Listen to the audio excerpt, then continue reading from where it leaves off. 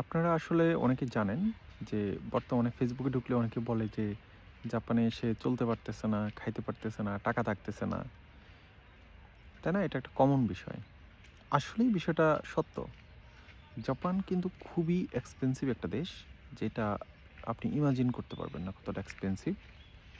At the same time Japan ওয়ার্ল্ডের ভিতরে অন্যতম সুন্দর একটা দেশ। তো যারা বলেন যে আপনারা এত সমস্যা যেহেতু আছেন, আপনারা কেন চলে আসতেছেন না?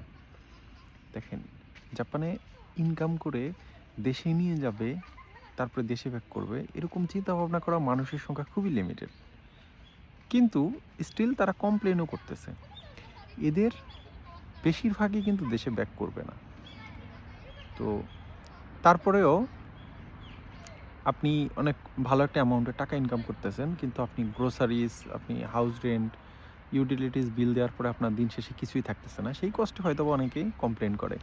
বাট আপনি জাপানে তারা যে লাইফটা লিড করতেছে, পরিশ্রম সব জায়গায় করতে হবে।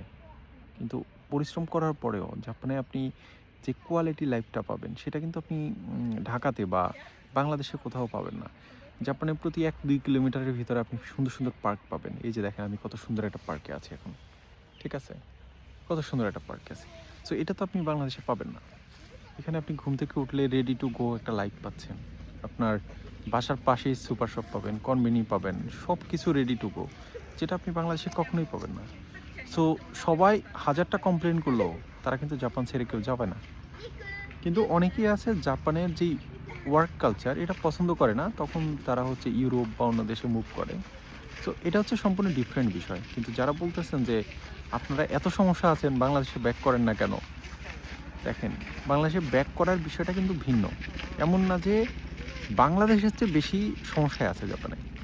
বাংলাদেশের চেয়ে হয়তো বেশি সমস্যায় নাই। এই সমস্যাটা হচ্ছে জাপানের স্কেলে। হ্যাঁ, আমি জাপানে আছি, আমি জাপানের স্কেলে সমস্যায় আছি। আবার অনেকেই হতাশার কথা প্রকাশ করে যারা হচ্ছে বিশেষ করে ল্যাঙ্গুয়েজ প্রোগ্রামের আসে বা স্টুডেন্ট ভিসায়।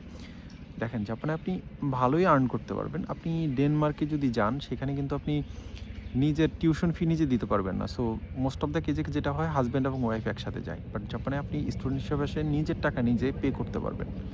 সেটা এখানে পসিবল। বাট আপনাকে ইনসেন পরিশ্রম করতে হবে।